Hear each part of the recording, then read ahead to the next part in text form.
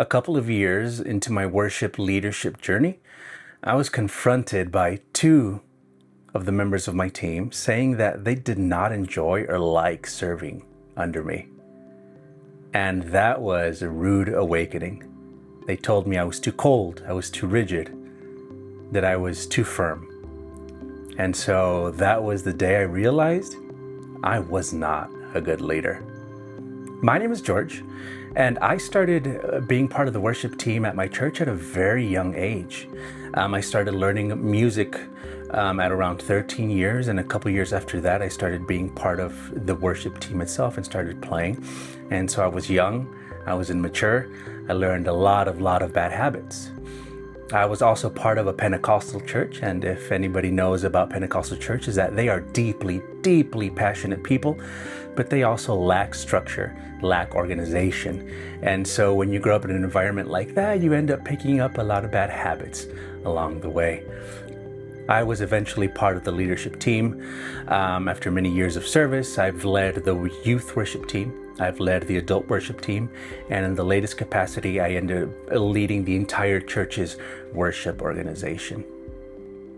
So, as I was saying early on, I was not a good leader when I started off. I thought being a great leader meant keeping everyone on track, keeping everyone in check, getting behind everyone, being a micromanager. And that is so not the way to do it, right? I did not treat people as people. I treated them as things that could produce. And I feel like I see that not just in church cultures, in worship cultures, but all along, maybe in corporate America, that people are not treated as human beings, right? With problems, with issues, with emotions, with good days, with bad days.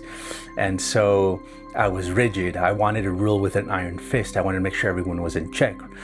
Something that was big, especially early on, was the more you served, the more you cared, and the more you cared, the more you loved God, right? And so oh man, that ends up being a toxic environment, right? When your value is placed on how often and how much you serve rather than where your heart is.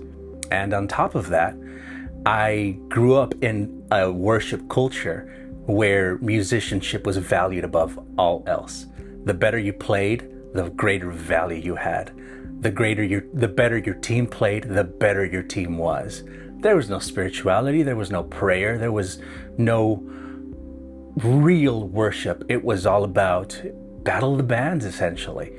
We would have events where we would come and worship together, but it was essentially different bands coming and performing on stage, and we would all just get to critique each other and judge each other and say who was better, we did this, who had the better solo, who was the better singer. And then we would even do things like try to find great musicians and take them from their churches and bring them over to our church. And so our culture in worship was egocentric, was selfish, was all about me, all about performance. And so that's kind of the worship environment I grew up in. So as you can tell, I had a lot to unlearn. So by the time I got power, by the time I got authority, I wanted to whip everyone into shape and get everything in order and be the best team in the world. And boy, did I get it wrong. I was really bad. I've heard different versions of the same story over and over again, of churches, about teams where the leader lacks any skill, any leadership skill, where the team is disorganized, where there is no sense of culture, where there is no even any spirituality. It's all about the music. So I've seen this over and over again. So calling in craft is meant to help leaders care for their team, care for the people, care for the ministry, care for the church, because Sunday's performance is not the best metric for the health of the team.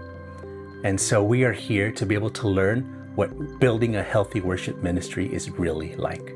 You're not the only worship leader who has gotten this wrong. You're not the only worship leader who has failed at being a good leader. Seeing the problem doesn't disqualify you. Actually, it's a great start. Now your eyes are open. Now you can see that there are things that need to change and that are things that you need to redo. It gives you an opportunity to lead differently. I'm talking to you as someone who has been there, done that. I've failed and made mistakes, and I've probably made more mistakes than you ever have. And that's why I'm here. I want to share the journey that I've been through. I want to share all the things that I've learned. every mistake that I've made and the ways that I've tried to rectify it, all in the name of building a healthy worship team. So if you feel like this is something that you want, if you're a worship leader or part of a worship team or even a pastor who wants a healthier worship ministry, come follow me.